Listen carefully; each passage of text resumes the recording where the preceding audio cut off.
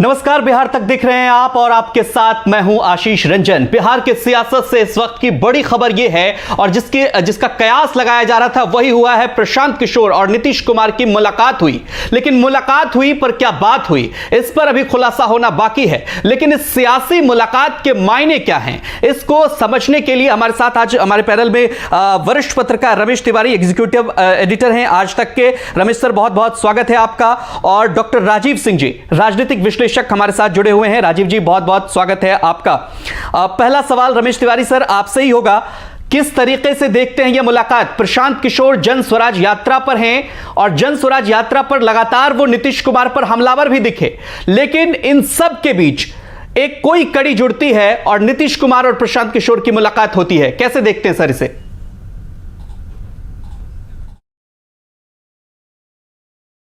नीतीश कुमार दिल्ली में थे तो उनकी मुलाकात हुई थी नीतीश से।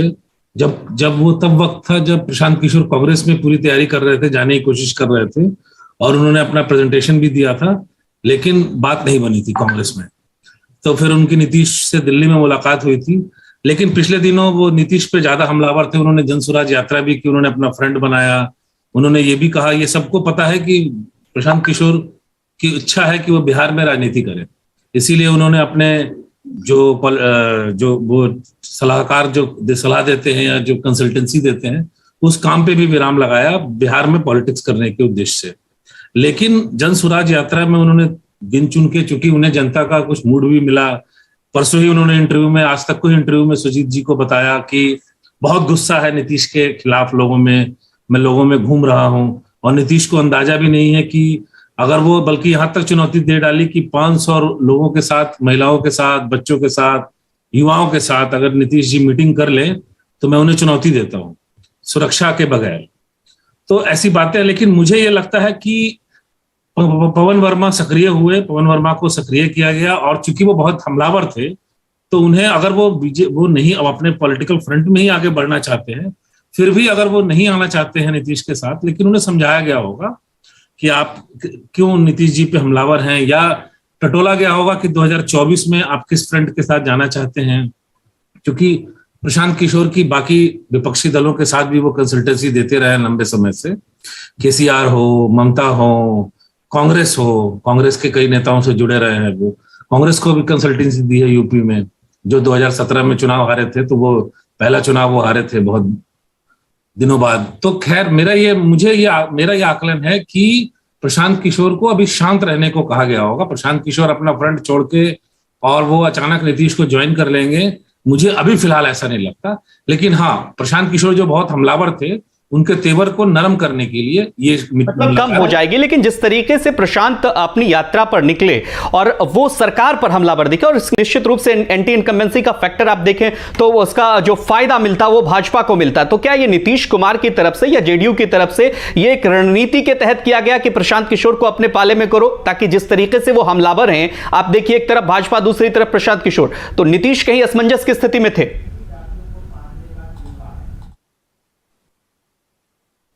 क्या है, मुझसे पूछ रहे हैं आप? जी देखिए, नीतीश असमंजस की स्थिति में, नीतीश हर मीटिंग में या हर मुलाकात में या पिछले लगातार 1 महीने से, वो ये जब से वो आए आरजेडी के साथ, उनको पता है कि बीजेपी या मीडिया का एक बड़ा हिस्सा उन पे हमलावर होगा। जब वो बीजेपी के साथ थे तो वो लॉ एंड ऑर्डर हो, जंगल राज हो, ये सारे मुद्दे अचानक जो है वो लेके आएंगे लोग। मीडिया का एक बड़ा हिस्सा भी है और खुद भी वो दबाव में रहेंगे, क्योंकि उनकी राजनीति 17 साल जो वो मुख्यमंत्री रहे हैं, उसमें 3 साल ही वो आरजेडी के साथ रहे हैं। उनकी सारी राजनीतिक धुरी जो थी, जो राजनीति उन्होंने बनाई या कमाई, वो सिर्फ जंगल राज के खिलाफ लड़ाई थी, लालू के खिलाफ, और वो बाहर हुए थे। और बल्कि वो तो समता पार्टी बना के वो पहले एलआई थे, जब बीजेपी अनटचेबल थी, बीजेपी को सब अस्पृश्य मानते थे और दलित मान के कोई छूना नहीं चाहता था उस सांप्रदायिक राजनीति के दौर में। तो नीतीश ने पहले गठजोड़ किया 1995 में। तो ये मुझे ऐसा लगता है कि ये नीतीश खुद दबाव में, इसीलिए वो बार बार आके सामने से बोलते रहते हैं कि मैं किसी रेस में नहीं हूं, मैं कोई प्रधानमंत्री पद का उम्मीदवार नहीं हूं। लेकिन ये सफाई उन्हें देनी ही पड़ रही है। इसका मतलब है, राजनीतिक संकेतों को समझने के लिए, कि पहले भी उनकी बात हुई है, केसीआर भी चाहते हैं, लेकिन मुश्किल इसमें यह है कि कोई एक उम्मीदवार तो है नहीं। केजरीवाल कह रहे हैं कि मोदी ईडी और सीबीआई के छापे इसलिए मार रहा है कि वो बहुत पॉपुलर है और वो 2024 में मोदी को चुनौती दे रहे हैं। ममता जी कहती हैं कि वो उन्होंने भी तीसरे फ्रंट को बनाने के लिए काफी दिल्ली में आके सबको एकजुट करने की कोशिश की। और अगर आप इन सब राजनीति को देखें और समझें तो राहुल गांधी कांग्रेस खराब से खराब अवस्था में स्थिति में कम से कम 50 सीट तो लाती रही है लोकसभा में, तो वो भी एक प्रधानमंत्री पद के सशक्त उम्मीदवार हैं। तो इन सबने तो नीतीश को उम्मीदवार माना नहीं है। मुझे ये लगता है कि ये अपना हैट जो रिंग में फेंकने वाली बात होती है, अंग्रेजी में कहावत है, ये खुद से फेंक रहे हैं। इन्हें पता है कि अब ये 2000 ज्यादा दिन मुख्यमंत्री है नहीं, और मतलब ऐसा तो है नहीं कि जिस तरह से उन्होंने आरजेडी को पटखनी दी है या यू टर्न लिया है या पलटी मारी है, या बीजेपी भी मौके की तलाश में बैठी हुई है, तेजस्वी भी मौके की तलाश में बैठे होंगे। तेजस्वी को कितना भरोसा अपने चाचा पे, ये भी सोचने वाली बात है। तो इसलिए वो सीएम, मुझे लगता है ये पीएम की एक कवायद तो इसलिए है कि उनकी सीएम की कुर्सी 2024 तक बनी रहे, मुझे ऐसा लगता है। राजीव जी, नीतीश कुमार और प्रशांत किशोर की मुलाकात होती है एक ऐसे समय में जब दोनों नेता एक दूसरे पर हमलावर होते हैं, और सबसे बड़ी बात कि नीतीश कुमार ने पहली बार मुंह खोला और प्रशांत किशोर पर जमकर हमला बोला। इसके बाद ठीक 2 दिन बाद मुलाकात होती है। कैसे देखते हैं इस सियासी मुलाकात को? ये देखिए, जैसे कल जो ऐसे मीडिया में खबर आ रही है कि काफी लंबी नीतीश कुमार और प्रशांत किशोर के बीच काफी लंबी मुलाकात हुई है, तो कहीं ना कहीं हमें ये समझना पड़ेगा कि जो सरकार बनने के बाद, जब से आरजेडी की सरकार बनी है, नीतीश कुमार ने जब सरकार बनाई है, तब से वो काफी दबाव में है। चाहे वो मंत्री का बयानबाजी हो, आपने देखा कि सरकार बनते हैं कानून मंत्री जो खुद बिहार सरकार के कानून मंत्री है उन्हीं पे वारंट हो गया। अभी कुछ दिन पहले एक मंत्री ने कह दिया कि चोरों के सरदार। तो इस तरह के बयानबाजी, अभी जो बेगूसराय में जो घटना हुआ है कि 3 घंटे में जो 11 लोगों पे जो ओपन फायर हुआ है, इस तरह के जो आरोप जो लगाती है बीजेपी, विपक्ष जो आरोप जो भी विपक्ष में है, वो हमेशा से आरोप लगाती है कि ये जंगल राज है। तो कहीं ना कहीं ये जो मिल रहे हैं दोनों, तो इससे ये बिल्कुल ये संदेश जा रहा है कि आपने देखा होगा कि कुछ दिन पहले दोनों कितने व्यक्तिगत बयानबाजी कर रहे थे। प्रशांत किशोर कह रहे थे कि नीतीश कुमार को फेविकॉल का ब्रांड एम्बेसडर होना चाहिए, नीतीश कुमार कह रहे थे कि प्रशांत किशोर कौन होता है, इसकी बात का क्या वैल्यू है। लेकिन जिस तरह से उनकी मुलाकात हुई है और लंबी मुलाकात हुई है, इस तरह से उसको इस तरह से देखा जाना चाहिए नीतीश कुमार कहीं न कहीं दबाव में है और उनको प्रशांत किशोर की आवश्यकता है। देखिए, प्रशांत किशोर का जो स्ट्राइक रेट है वो 2011 से उन्होंने अपना जो रणनीतिकार जो है वो 2011 से उन्होंने अपने करियर स्टार्ट किया है।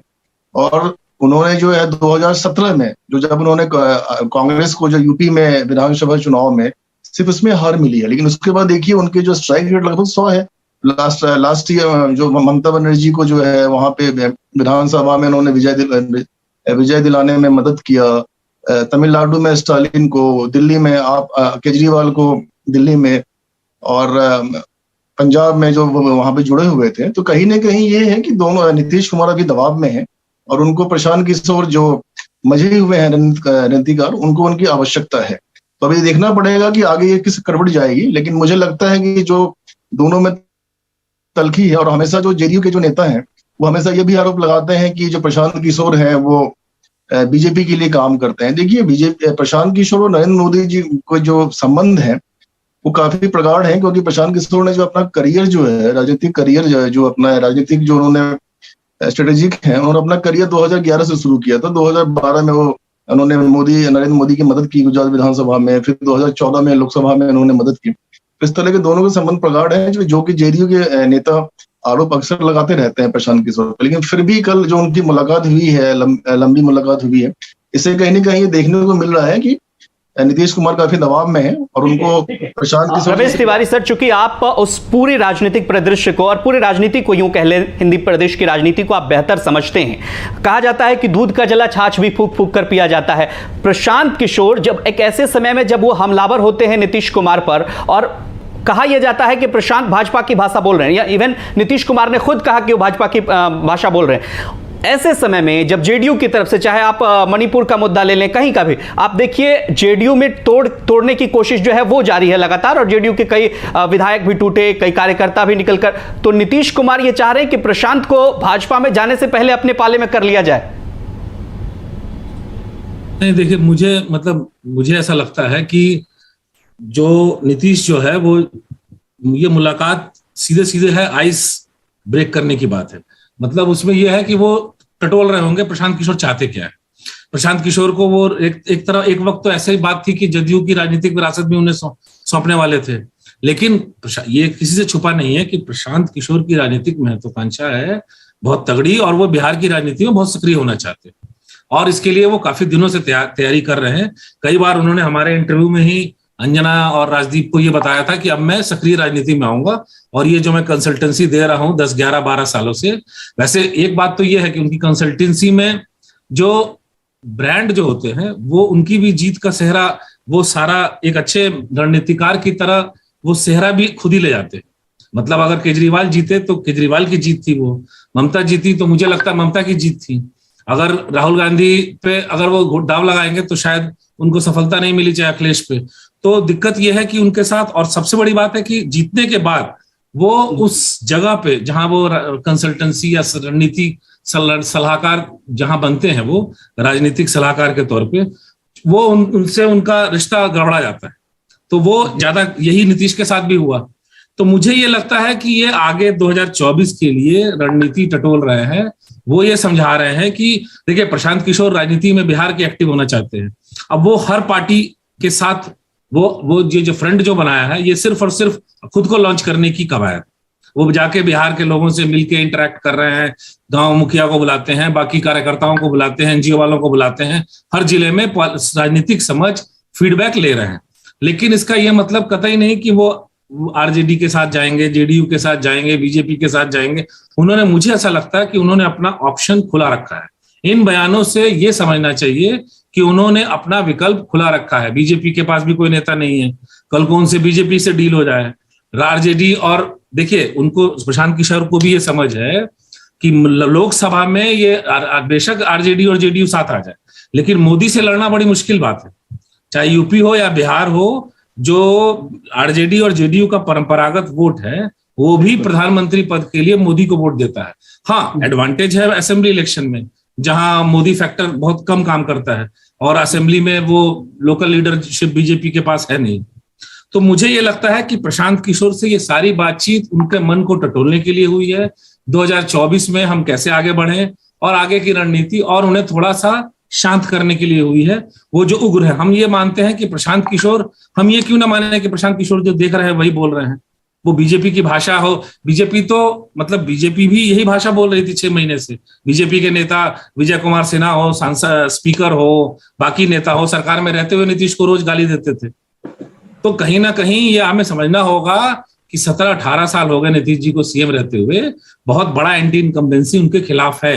पिछले इलेक्शन में ही तेजस्वी ने पानी पिला दिया था। वरिष्ठ पत्रकार राजेंद्र तिवारी जी हमारे साथ जुड़े हुए हैं। राजेंद्र जी, बिहार तक पर बहुत बहुत स्वागत है आपका। पहले ये हम आपको जानकारी दे दें कि नीतीश कुमार और प्रशांत किशोर की मुलाकात हुई है, और लगातार ये कंफ्यूजन वाली स्थिति थी कि मुलाकात हुई, क्या बात हुई। हालांकि अभी भी ये खुलकर सामने नहीं आया है, लेकिन इस पूरे मुलाकात को देखें तो कहीं ना कहीं ये हलचल बिहार की राजनीति में एक बार फिर से बढ़ गई है। इस बढ़े हुए हलचल को किस तरह से देखते हैं राजेंद्र तिवारी सर? देखिए, दरअसल हमें देखना पड़ेगा कि भारतीय जनता पार्टी के साथ जब प्रशांत किशोर भारतीय जनता पार्टी के लिए काम कर रहे थे या नरेंद्र मोदी के लिए काम कर रहे थे 2014 तक, उसके बाद उनका पूरा कैरियर किस तरह से रहा है। उसके बाद उन्होंने नीतीश कुमार के लिए काम किया, और उस माहौल में जब पूरे बिहार में भारतीय जनता पार्टी ने बेतहाशा पैसा बहाया था, और ऐसा लगता था कि देख करके तो यही लगता था कि भाई भारतीय जनता पार्टी के सामने ये महागठबंधन कुछ भी नहीं रहेगा। लेकिन उस समय भारतीय जनता पार्टी को सिर्फ 52 सीटें मिली थी। ये भी एक इंपॉर्टेंट बात है।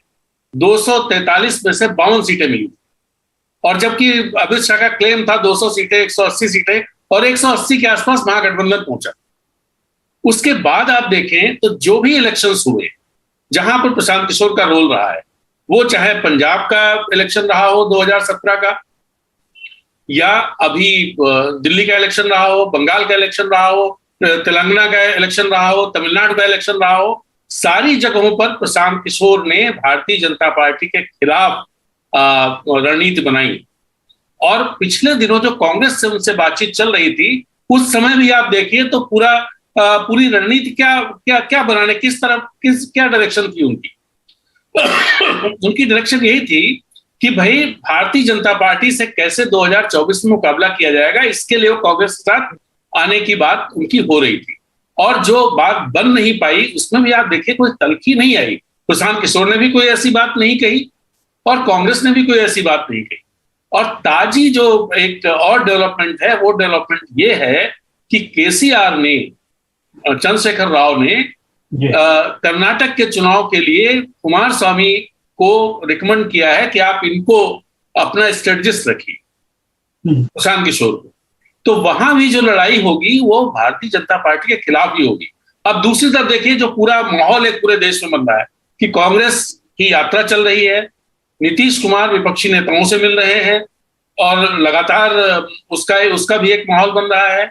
केजरीवाल की जो बात है, केजरीवाल अभी फिलहाल उनको इतने बड़े उसमें मान के नहीं चलना चाहिए कि भाई केजरीवाल कोई बहुत बड़े विपक्षी नेता देश के हैं, भले केजरीवाल मानते हो ये बात, लेकिन अभी उनकी 2 राज्यों में 1.5 राज्यों में सरकार है और बाकी कोशिश कर रहे हैं गुजरात में वो अच्छा करें और वो रिजल्ट से पता चलेगा क्या होगा।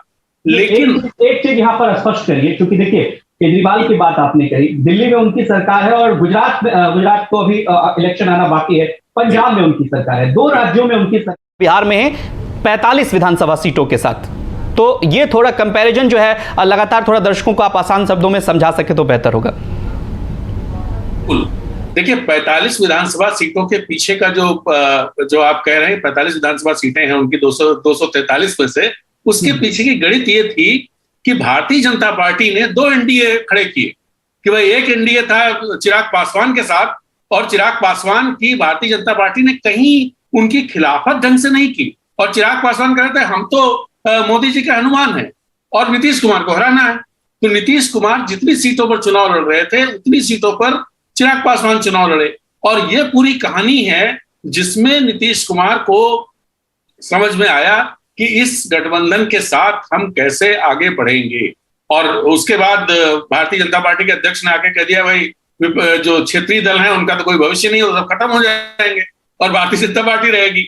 अमित शाह जिस तरह की बातें कह रहे थे 200 सीटों पर वो चुनाव लड़ने की तैयारी, ये बात तो पब्लिकली कही है उन्होंने। इसका मतलब ये हुआ कि जो 43 सीटें जदयू की हैं उनको छोड़ करके बाकी सब पे भारतीय जनता पार्टी चुनाव लड़ेगी।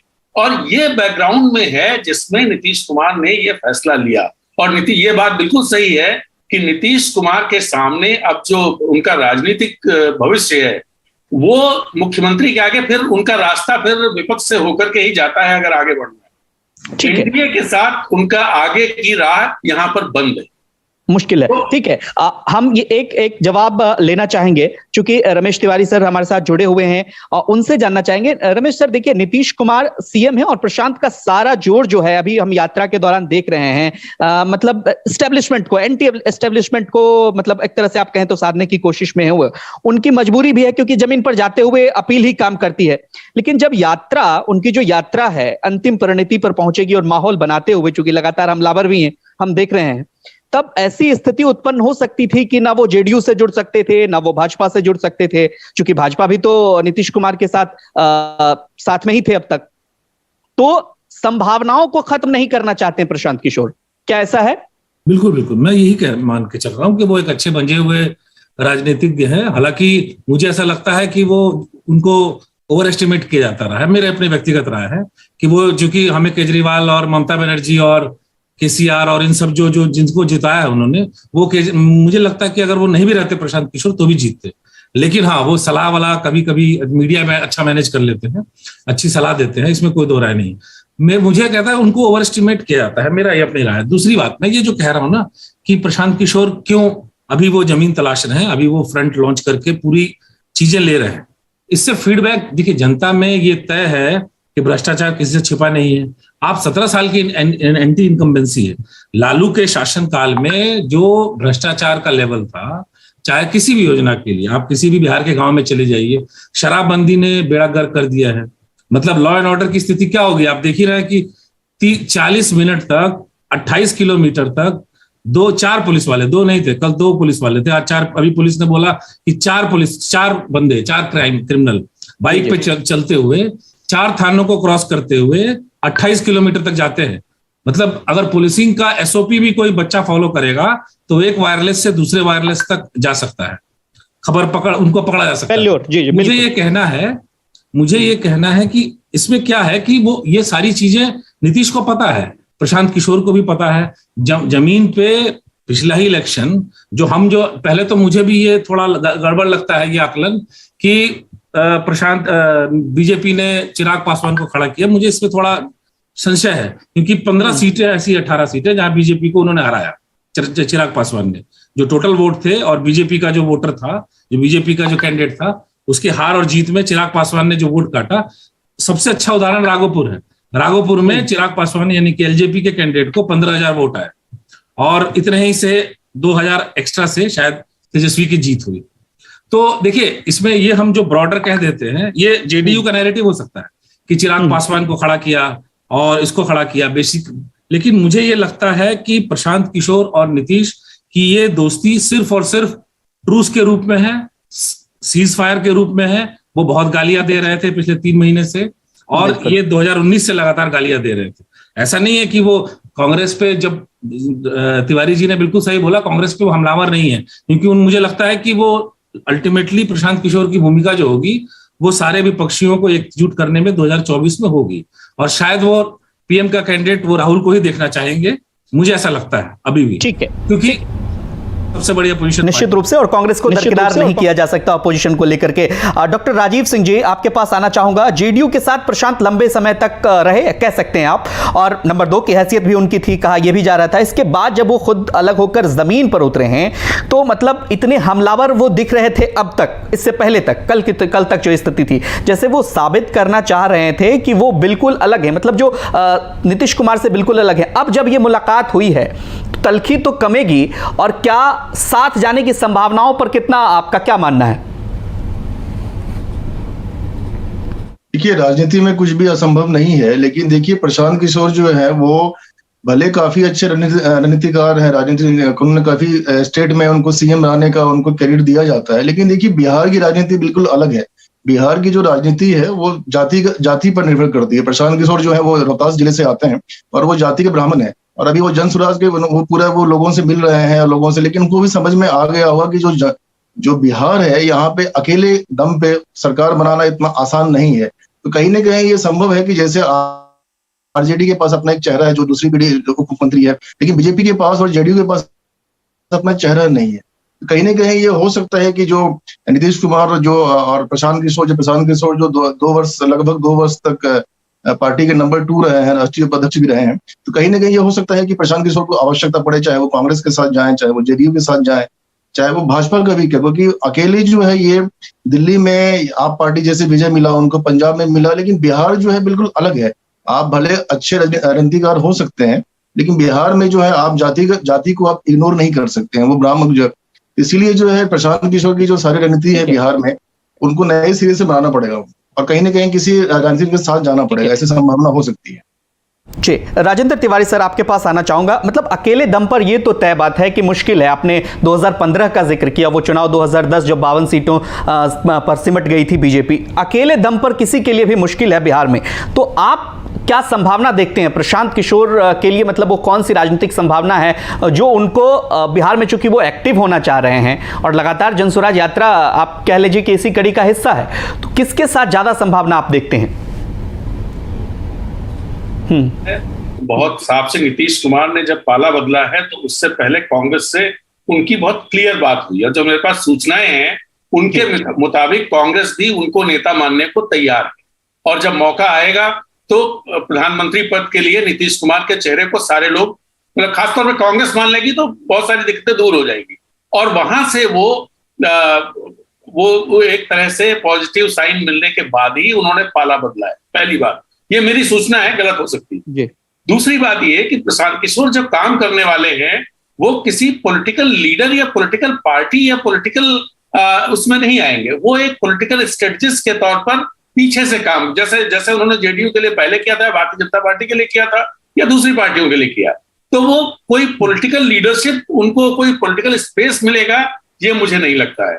तीसरी बात ये कि और वो बिहार के लिए सिर्फ काम नहीं करने वाले हैं, पूरे देश के लिए काम करने वाले हैं, और ये बात बहुत साफ है। नरेंद्र मोदी का चेहरा बहुत बड़ा चेहरा है, इसमें कोई दो राय नहीं है। लेकिन अगर आप पिछले 6 दिनों से जो कांग्रेस की यात्रा चल रही है, मैं कोई कांग्रेस के उसकी बात नहीं कर रहा हूं, लेकिन 6 दिन से जो राहुल गांधी सिर्फ चल रहे हैं, कुछ बोल भी नहीं रहे हैं खास। उसके बाद जिस तरह की चीजें दिखाई देने लगी हैं दिल्ली में, खासतौर पर भारतीय जनता पार्टी के रिएक्शन जिस तरह से आते हैं, जो पॉलिटिकल रिएक्शंस नहीं है बिल्कुल, वो अलग तरह के रिएक्शंस है कि साहब चड्डी में वो लगा हुआ है, हाफ पैंट में और टी शर्ट ये पहन रखी, जूते ये पहन, इस तरह के। आप कहेंगे कि साहब ये कांग्रेस वाली बात करें, कांग्रेस वाली बात की बात नहीं। बात सिर्फ ये है कि वाकई जो इशू अगर राहुल गांधी उठा रहे हैं, उन इश्यूज का कोई जवाब क्या भारतीय जनता पार्टी की तरफ से आ रहा है कि साहब ये इशू गलत है? बिल्कुल नहीं आ रहा है। उनकी तरफ से आ रहा है विवेकानंद की उन्होंने परिक्रमा नहीं की, तो ये सब क्या है? वो समित पात्रा बोल रहे हैं साहब आग लगाओ, और वो हाफ पैंट दिखा रहे हैं कि उन्होंने ये वो कर दिया है।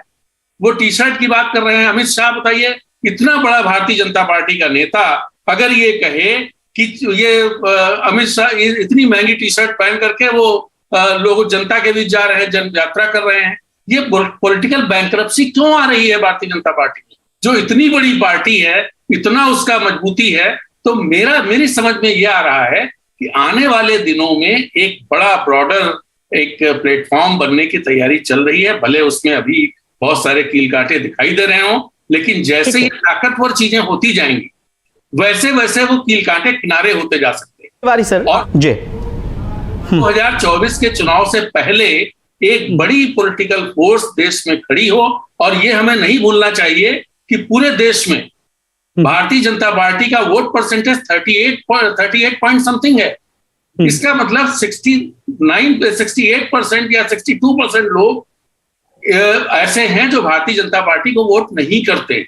ये भी एक तथ्य है, और इस तथ्य को इग्नोर नहीं कर सकते। दिक्कत ये है, जैसे अभी एक बात हमारे किसी साथी वक्ता ने कही कि बिहार में बिल्कुल जाति की बात चलती है, इसमें कोई दो राय नहीं। बिहार में बिल्कुल जाति की बात चलती, लेकिन ये चुनाव जब ये इस बात के लिए चुनाव आएगा कि साहब नीतीश कुमार प्रधानमंत्री हो सकते हैं, तब क्या बिहार वैसे ही वोट करेगा जैसे पिछले 2 लोकसभा चुनाव में करता रहा है, जिसने लोकसभा में नरेंद्र मोदी के लिए वोट किया और उसके तुरंत बाद जब विधानसभा चुनाव हुआ तो महागठबंधन को जिता दिया।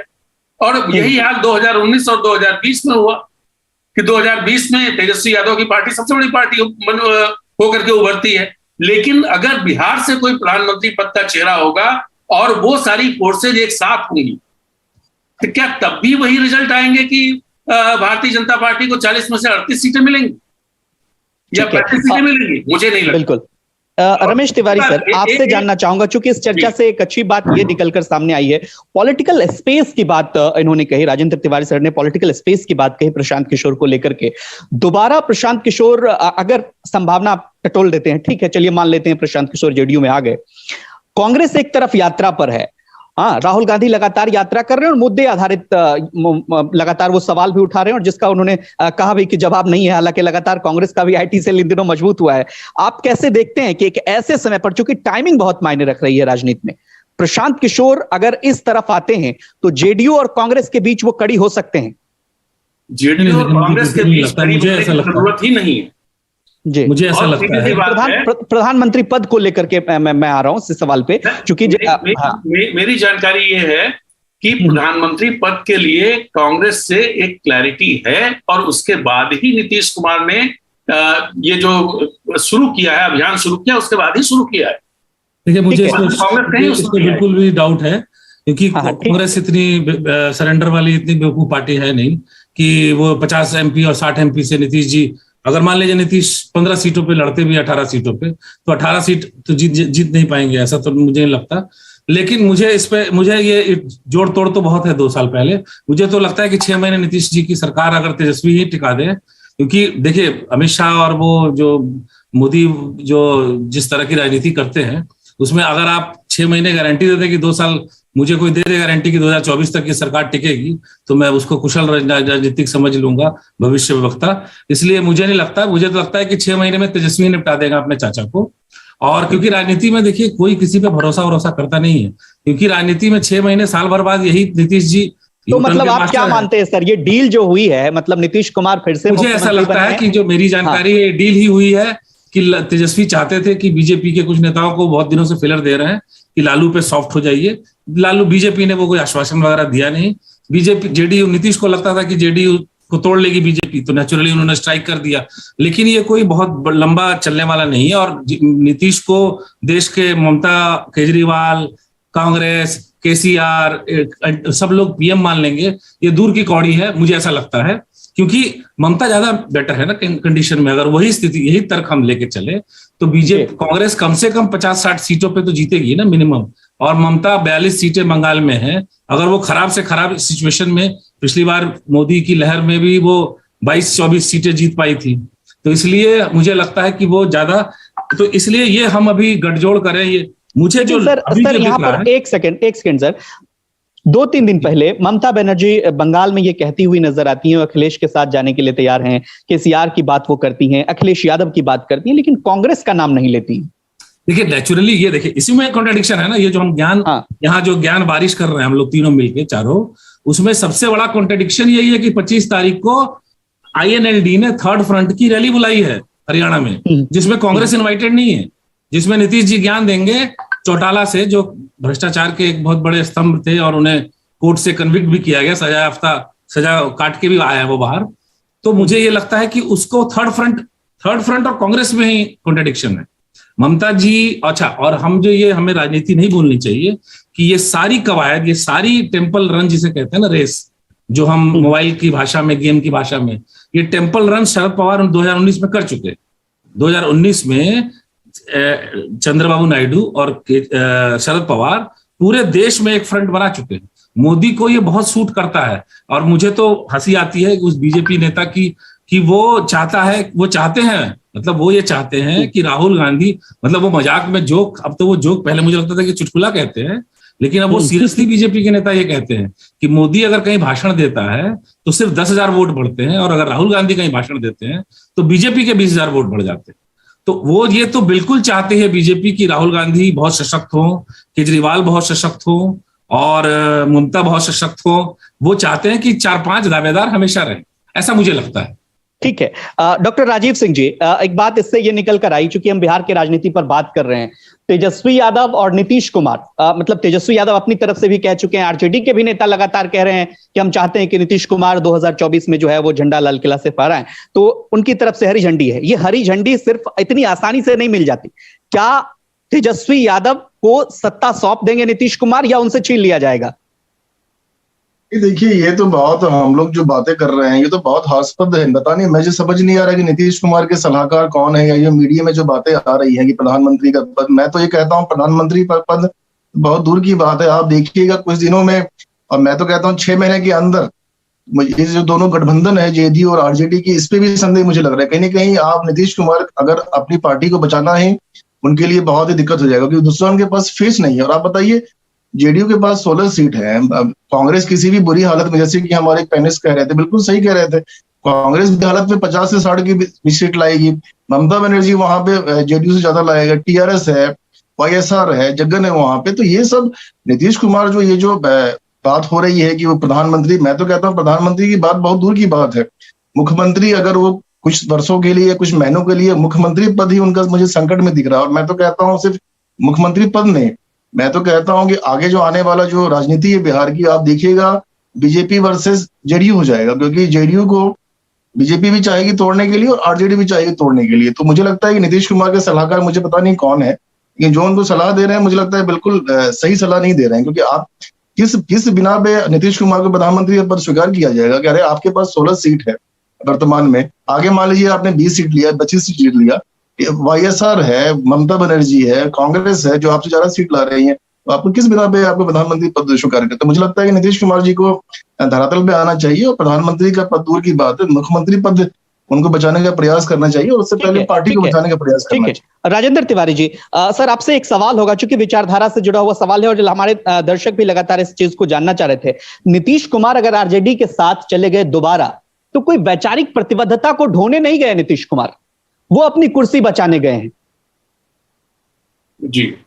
जी इस समय इस सवाल का जवाब थोड़ा ब्रॉड उसमें देखना चाहिए। हालांकि हमारे कुछ साथी पैनलिस्ट जो हैं वो मजाक बनाएंगे इसका, इसका बड़ा ज्ञान दे रहे हैं। मैं ज्ञान नहीं दे रहा हूं, मैं सिर्फ फैक्ट, ठीक है, हम एक शांति से चर्चा कर रहे हैं, इसमें ऐसी कोई बात नहीं। नहीं, मैं उसमें कोई ऐसी बात नहीं कर रहा हूं। मैं, हम लोग डेमोक्रेटिक उसमें बैठे हुए हैं और डेमोक्रेटिक कंट्री में बैठे हुए हैं। तो वो तो बिल्कुल सबका अधिकार है। लेकिन मैं कोई ज्ञान नहीं दे रहा हूं, मैं सिर्फ ये बातें, कुछ चीजें मैं बताना चाहता हूं कि सिर्फ सीटों से तय नहीं होता प्रधानमंत्री कौन होगा। ये पिछला इतिहास है, आप उठा के देख लीजिए। और उसके बाद दूसरी बात, पॉलिटिक्स इतनी सरल रेखा में नहीं चलती है जितनी सरल रेखा में यहाँ बात की जा रही है। तीसरी बात ये कि नीतीश कुमार कोई बबुआ नहीं है जो हम मान के चल रहे हैं कि 6 महीने। नीतीश कुमार अकेले मुख्यमंत्री रहे इस देश में, अकेली ऐसी पॉलिटिकल पार्टी है जिन्होंने भारतीय जनता पार्टी को, मतलब नरेंद्र मोदी और अमित शाह को गच्चा दिया है, और कोई नहीं दे पाया है, कोई नहीं। बर्बाद हो गए लोग, कहीं भी किसी राज्य में देख लीजिए, नीतीश कुमार अकेले ऐसे व्यक्ति है। तो हमें इस बात को भी, ये तथ्य है, इस पर मतलब मुझे नहीं लगता कि इसको कोई वो करेगा। लेकिन दूसरी बात ये कि 6 महीने की बात जो अपन भविष्यवाणी कर रहे हैं, 6 महीने नहीं चल पाएंगे और अपनी पार्टी बचा ले, तो क्या पता कि नीतीश कुमार के सामने सिर्फ यही है कि अपनी पार्टी बचाएं, दूसरे ऑप्शंस भी हो सकते। 2015 आप याद करिए, 2014 में उन्होंने एक मुहिम चलाई थी कि जनता दल के जितने घटक जल रहे हैं वो एक साथ हो जाए। नहीं हो पाए, उसके तमाम कारणों से मुलायम सिंह ने प्रॉब्लम क्रिएट किया, वो एन मौके पे पीछे हट गए। तो कुछ ऐसी चीजें भी खड़ी हो सकती हैं। हम पॉलिटिक्स को सिर्फ भारतीय जनता पार्टी के चश्मे से नहीं देखें, हम पॉलिटिक्स को एक पत्रकार के तौर पे हमें देखना चाहिए।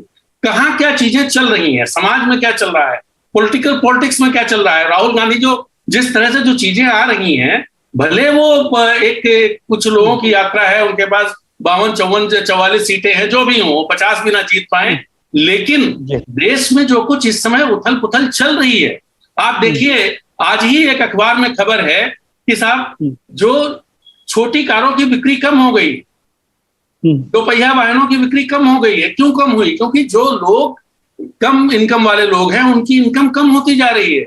ये सारे फैक्टर्स हैं जो काम करेंगे, इन फैक्टर्स को आप दरकिनार नहीं। और लोग, ऐसा नहीं है कि अनंत काल तक वो सारी बातें फेस वैल्यू पे लेते रहेंगे जो बातें आप बोल देंगे, ऐसा नहीं है।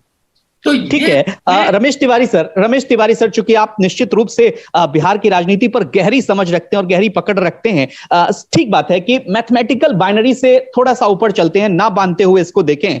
चूंकि नीतीश कुमार जो है एक बार फिर से अब वहां पर चले गए हैं, क्या लगता है कि मतलब सीधा सीधा चुनौती पेश करेंगे या नहीं करेंगे? देखिए, मैं इन्हीं की बात से आगे बढ़ता हूं कि अनंत काल से तो नीतीश जी 17 साल से मुख्यमंत्री हैं।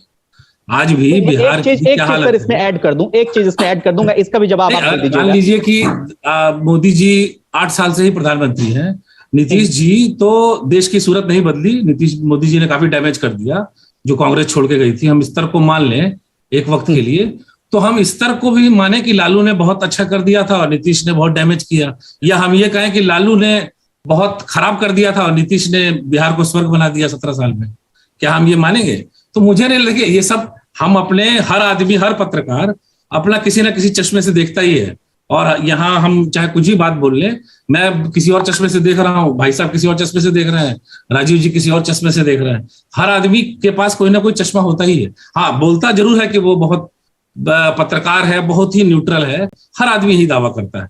पर मुझे लगता है कि देखिए, राजनीति मैं बिल्कुल भी इसमें नहीं जा रहा हूँ जाति वाती पे।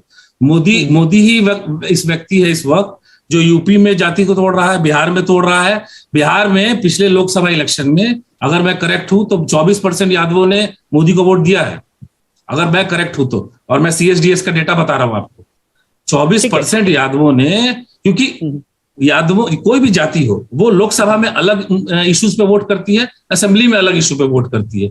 यही यूपी है जहां मोदी जो है वो 28% यादवों का वोट ले जाते हैं लोकसभा में, और यही यूपी है जो असेंबली में 70-80% यादव अखिलेश को वोट करते हैं।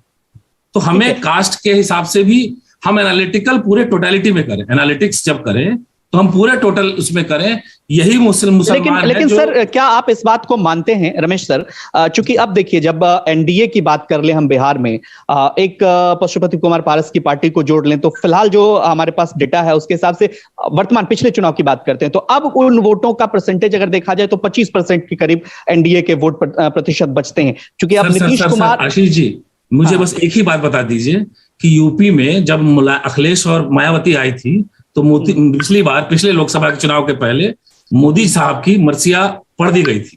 कई सारे तथाकथित सेकुलर पत्रकार ने मोदी को टाटा बाय बाय पिछले 2019 के लोकसभा चुनाव के ठीक पहले, जब अखिलेश और मायावती एक साथ आए तो उन्होंने उसको टाटा बाय बाय कह दिया था मोदी को, और ये कहा था कि अब 60-70 सीट यूपी में अखिलेश और मायावती लेके ही जाएंगे।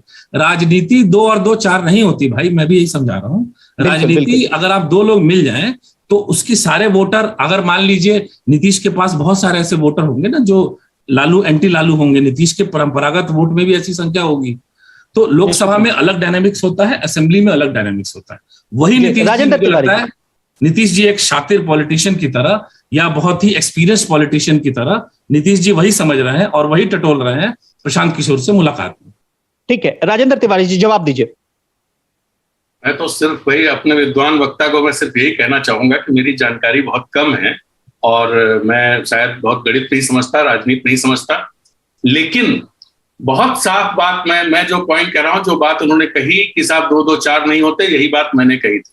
और जब नरेंद्र मोदी की जगह अगर कोई दूसरा चेहरा बिहार से प्रधानमंत्री का हो, क्या तब भी वही वोट नरेंद्र मोदी का रहेगा? मेरा सवाल ये है।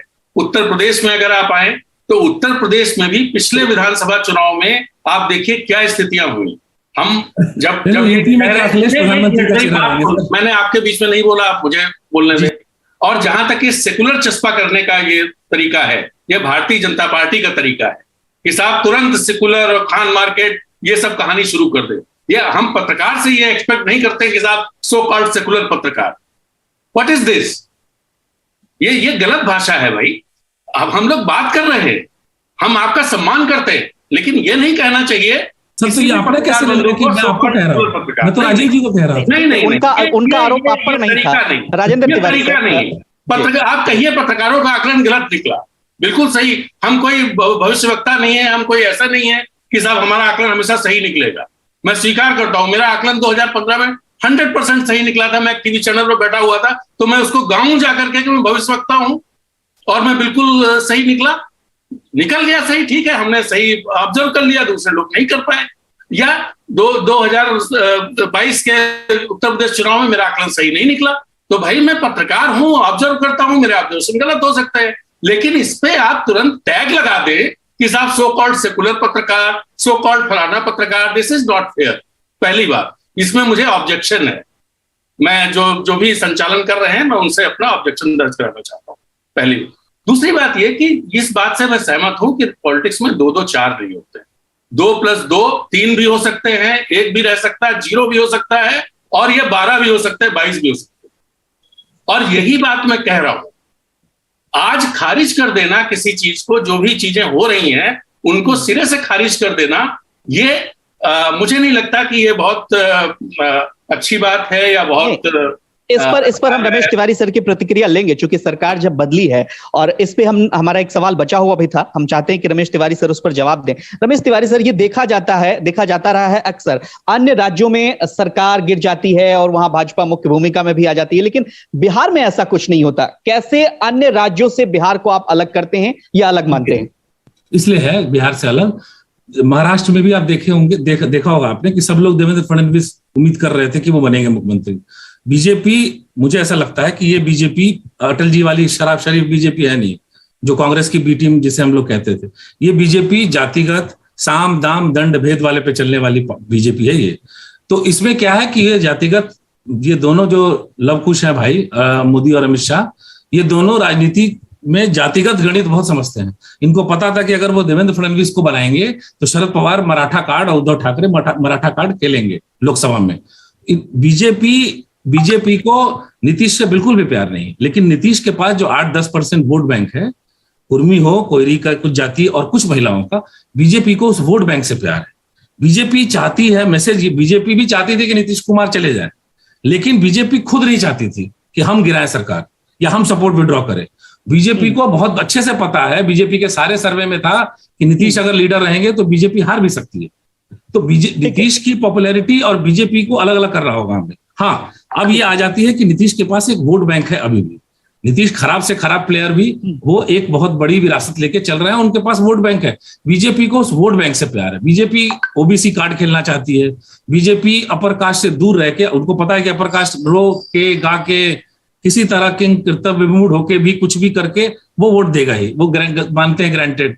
अब उनको ओबीसी की वोट की लड़ाई है, तो वो ये चाहते हैं, वो ये फीलर देना चाहते हैं कि नन यादव ओबीसी बीजेपी के साथ हो और चंक हो, इसलिए वो ये मैसेज देना चाहते हैं। ये आखिरी में हम अपने तीनों पैनलिस्ट से एक एक सवाल लेना चाहते हैं, क्योंकि तमाम सारी बातें हुई और अच्छी बात निकलकर चर्चा में, बहुत अच्छी बात और पॉजिटिव बात निकल कर आई। एक सवाल चेहरे को लेकर के, हमारे दर्शक भी ये पूछ रहे थे कि चेहरे से जुड़ा हुआ सवाल आप तीनों पैनलिस्ट से जरूर पूछिएगा, क्योंकि बिहार की राजनीति को आप लोग बेहतर समझते हैं। राजीव जी, आपसे जानना चाहेंगे, बीजेपी का अब तक कोई बड़ा चेहरा नहीं हुआ बिहार में, और जो हुआ भी सुशील मोदी को लेकर के कहा जा रहा था, उनको राज्यसभा भेज दिया जाता है और सरकार गिरती है तो पुनः उनको बिहार में वापस बुला लिया जाता है, एक्टिव हो जाते हैं। तीनों से इस पर छोटी छोटी टिप्पणी एक एक मिनट में अपनी बात रखेंगे। सबसे पहले राजीव जी, आपसे जानना चाहेंगे।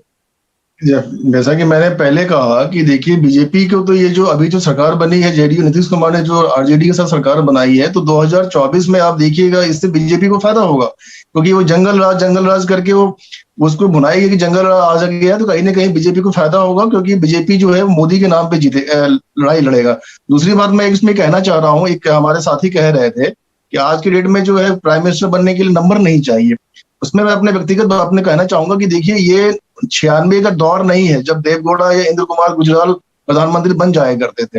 ये 2022 है। आप 16 सीट लाके अगर आपने 20 सीट भी ले आए 24 में, तो आप प्रधानमंत्री कैसे बन सकते हैं? जब ममता बनर्जी जब कांग्रेस के साथ बैठने के लिए तैयार नहीं है आपसे ज्यादा सीट पे, तो आप प्रधानमंत्री का पद आप कैसे पा सकते हैं? तो मुझे लगता है ये दुष्स्वप्न नहीं, 2022 है, 2016 नहीं। ठीक है, रमेश तिवारी सर, इस पर चेहरे को लेकर के सवाल अक्सर पूछा जाता रहा है और सुशील मोदी को लेकर के भी सवाल। सुशील मोदी तब एक्टिव हुए बिहार में दोबारा से, हालांकि उनकी प्रतिक्रियाएं बीच बीच में आती रही, लेकिन मीडिया से एक तरह से वो गौन हो गए जब से राज्यसभा गए, और उन्होंने कई चैनलों पर इंटरव्यू दिया जहां उन्होंने कहा भी है कि मैं इस दलदल से निकल गया।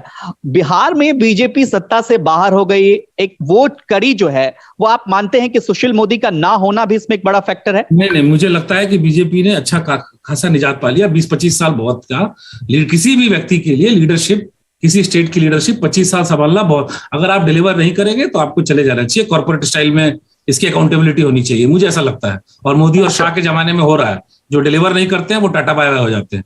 दूसरी, मुझे ये कहना है कि नई लीडरशिप में मुझे लगता है कि बीजेपी चिराग के साथ जाएगी। चिराग फिर से अलायंस पार्टनर होंगे, चाचा और भतीजे में सुलह करवा दिया जाएगा।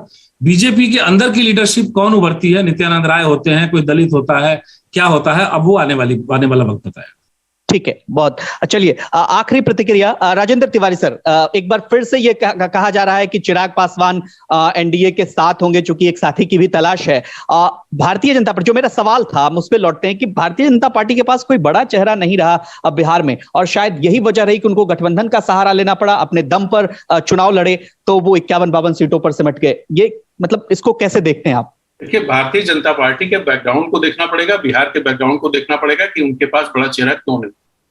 आप जब लालू प्रसाद यादव की पार्टी की सरकार वहां पर थी, उस समय बिहार में सबसे ज्यादा नरसंहार हो गए, सबसे ज्यादा, और वो अधिकतर जो क्लासेस थे वो अगड़ों और दलितों या बैकवर्ड्स के बीच में थे, और कुछ जगहों पे मुस्लिम्स भी थे। और उसमें बाद में जो रिपोर्ट्स कोबरा पोस्ट वगैरह के जो स्टिंग निकल के आए या बहुत सारी चीजें हुई, उन सब में निकल के आया कि भारतीय जनता पार्टी के बहुत सारे लोग, उनके नाम आए थे कि बहुत 2012 या 13 की बात है, कोबरा का स्टिंग ऑपरेशन था एक, तो उसमें नाम आए थे लोगों के जिनमें बड़े नाम भारतीय जनता पार्टी के थे, और जो रणवीर सेना के साथ जुड़े हुए, जिसमें पूर्व प्रधानमंत्री चंद्रशेखर का भी नाम था और भी कई नाम थे। तो आप देखना यह पड़ेगा बिहार में जो सामाजिक संरचना है और जो सामाजिक एक तरह से जिस तरह की चीजें पिछले 25-30 सालों में हुई, उनमें भारतीय जनता पार्टी की भूमिका क्या रही। अगर वो भूमिका मेजॉरिटी पॉपुलेशन उसे देखती है कि उनके साथ वो खड़े हैं, तो फिर उनको लीडरशिप आसानी से मिल सकती थी। लेकिन मामला यहां पर थोड़ा उल्टा पड़ता है, और इस वजह से बिहार, सब जगह उनके पास लीडरशिप, आप उत्तर प्रदेश देख लीजिए, आप मध्य प्रदेश देख लीजिए, हर जगह स्थितियां अच्छी हैं, सिर्फ बिहार में नहीं अच्छी।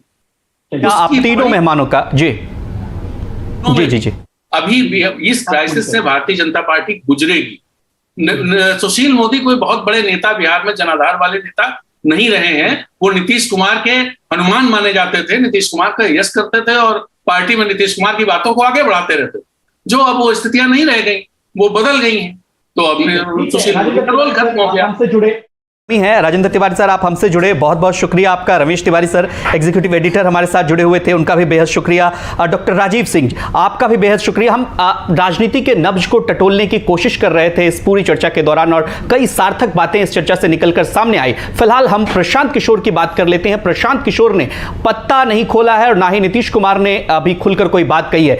एक बार फिर हम अपने आखिर जाते जाते दर्शकों को वो बयान सुनवाना चाहते हैं कि प्रशांत किशोर से मुलाकात के बाद क्या कुछ कहा। जब उनसे सवाल पूछा गया तो नीतीश कुमार ने क्या कुछ कहा, वो सुनते हैं। आप वो मिले हैं तो उन्हीं से न बतिया लीजिए। क्या मिले, क्या बात हुई? खास बात आप चाहते हैं कि साथ आ जाए फिर नहीं से? नहीं, ऐसा कुछ नहीं, हमसे कोई ऐसी बात नहीं है। आप चाहते हैं कि साथ आ जाए? पहले कोई बात कोई नहीं। पवन वर्मा आप आए थे, पवन वर्मा से आप जानते हैं हमारा बहुत पहले का संबंध नहीं जी पवन वर्मा का। तो पवन वर्मा भी फोन किए थे कि एक रोज मिलना चाहते हैं, आप ठीक काम किए, तुम कह जाइए।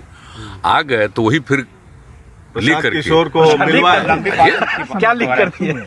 नहीं, लिख करके नहीं, कुछ नहीं, नहीं कुछ नहीं लिख करके। आपकी मुहिम से जुड़ने की उम्मीद है क्या? कुछ नहीं, वैसी कोई बात प्रशांत जी को आप चाहते हैं? सामान्य बात ऐसे कह रहे हैं। प्रशांत जी तो पहले ऐसा कुछ नहीं है कि ये करना है वो करना है, सब कोई बात नहीं। प्रशांत आप किशोर चाहते हैं आप कि आएंगे? ऐसे आप जो है, ऐसे जो आप हैं उन्हीं से पूछ अच्छा सर, एक और मामला क्या बिहार में मिलना क्या दिक्कत है? किसी चीज से मिलने में क्या दिक्कत है? कोई आदमी है, हमारा तो बहुत पहले का ना संबंध है जी।